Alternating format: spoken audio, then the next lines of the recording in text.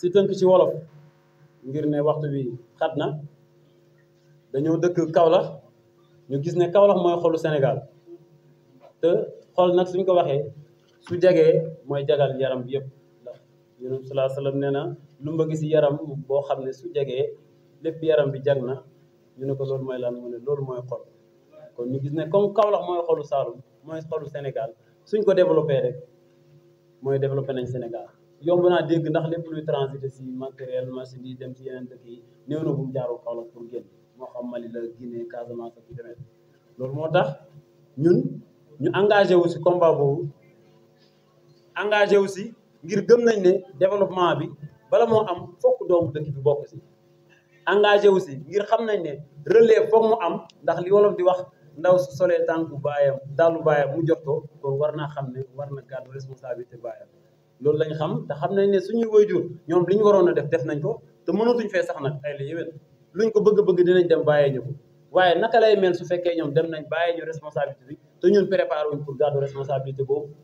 def nañ ñu waroon def jàngaloon nañu yar nañ ñu si diine yar nañ ñu si xam-xam kon nag yoon la ñu fas yéene jël responsabilité pour aw leen ñoom ñu dem noppalu ci kon suqaliku Kaolack mu ngi aju si ay ndawu Kaolack comme ni ko sëriñ ba waxee woon ëllëgu bépp réew mu ngi aju si ay ndawam waaye nekkul ndaw bu nekk de waaye mooy ndaw bi nga xam ne am na xam-xam ak am na yitte ju kawe ñun nag si foofu lañ bëgg a teg suñu tànk ngir ànd ak suñuy xarit suñuy soppe suñuy am di jàmm ngir teg Kaolack place bi nga xam ne moom la mérite dañuy wax ne Kaolack amul région boo xam ne ëpp na ko mérite ci Sénégal waaye tamit gis nañ ne ak leader politique yi lu muy bëri ba tey Kaolack mën nañ ne benn jàmbat bi am depuis année indépendance ba léegi loolu nag ngir mu dakk si jëf rek la mën a dakkee waaye du aju si wax jëf jooju nag la ñuy woote si mouvement bii nga xam ne moom lañ duppee ASR Action Sénégalaise du Renouveau ñu tàmbali ñu sos mouvement bi dégg nga ngir fësal jëf yi nga xam ne nii moom lañ war a def ngir suñu dëkk suqale ko mu war a aju si njàng meeg njàngale mi mu war a aju si mbay mi nga xam ne mooy carte d'identité Kaolack demet amaana balaa fii fan yu néew dinañ dérouler li nga xam ne ni mooy suñu programme réellement pour mën a fësal ak li nga xam ne mooy objectif mouvement bi suñu engagement nag si biir asr boobu dañu tànn leader boo xam ne doxalinam dafa méngoo ak li ñu bëgg si Kaolack muy koo xam ne fekk nañ ko muy jëf te ñun jëf lañu woote koo xam ne fekk nañ ko muy dimbalante te si ñun si loolu la ñuy yëngatu koo xam ne fekk nañ ko muy suba ba ngoon di méng gàddu ay coono yoo xam ne di la sax mënu ko waaye nee na moom dëkkam jaral na ko askanam jaral nañ ko muy le directeur général de la Sénélec Pape Mademba Bitèye biñ ko fekkee si loolu nga xam ne ñun jàpp nañ ne moo war a nekk combat ku ne ñu ne ay la yéwén kii yoon la ñu jàppale ko ndax ba tey ginnaaw bu muy def jëf yu am solo yooyu dafa mel ne am na ñoo xam ne xamaguñu ko dafa mel ne am na ñoo xam ne ñu ngi koy xalab ndaxte xamuñu jëfam xamaguñu ambition am ñu ne nag suñu taxawaay ñun mooy wàccal ko si terrain bi ndax jëwriñ bu nekk kat daa war a am ay jaraaf yoo xam ne ñoo koy liggéeyal li nga xam ne nii moom jotam mayul mu yegg fa ñi nga xam ne yitte yu bëri mayul ko mu mën a saafanteeg ñoom ñun ñu wàcc mën a wax ak ñoom ngir ñëw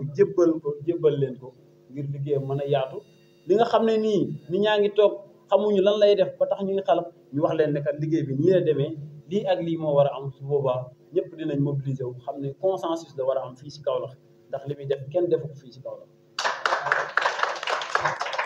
kon nag Action Sénégalaise du Renouveau boobu day fësal liggéeyu kii di nga xam ne mooy directeur général de la Sénélec waaye taxaw tamit ci défendre suñu leader bi nga xam ne attaques yi lu muy bëri koo toogal nga wax ko li nga xam ne mooy jëfam su fekkee am na tuuti xel dina nangu ne ay yéwén kii kat kenn du moom ci leader fii ci Kaolack loolu moo tax nag au delà vision bi nga xam ne nii am na ko ci Kaolack liggéeyam kenn dootu ko naataale doyen wax na ko sànq koo xam ne dem nga ba lépp lu société courant ci Sénégal ak ci Afrique ñu mobiliser wu ne la yow yaay suñu njiit ndax gis nañ ne fi nga jëlee seen société ak fi nga ko yóbbu kenn amu ko ci Afrique ñu jël la nga nekk seen njiit def la référence day wane ne rek liggéeyam mu ngi koy doxal ci na mu waree ci vision boobu moo tax lépp loo xam ne nii unité de production la muy fa ñuy toggee courant bi nga xam ne fa la ñu nekk mu fexe ba préparer ko ngir muy mën a dawee gaz ngir ne Sénégal mu ngi war a am gazu boppam fii ak ay at yu néew loolu nga gis ne vision la waaye yemul foofu encadrement bi nga xam ne ñoo war di doxal centrale yooyu mu ni leen kat ñëw leen ngeen dem performer waat ñëw leen ngeen dem gëstuwaat ñëwal seen xam-xam ngir ëllëgu Sénégal bii di ñëw gaz beeg pétrole bi su ñëwee duñ ko bàyyee tubaab duñ ko bàyyee kenn waaye ñun ñoo koy doxal kon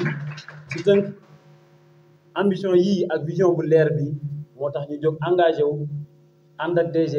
fësal jëfam waaye fexe ba képp koo xam ne nii yaa ngi wax ci moom wax joo xamul ñu mën laa jubbanti ngir joxe information bu baax bi nga xam ne moom la nit ñi war a xam moom la nit ñi war a dégg. Ladies and gentlemen, we are delighted to receive you here.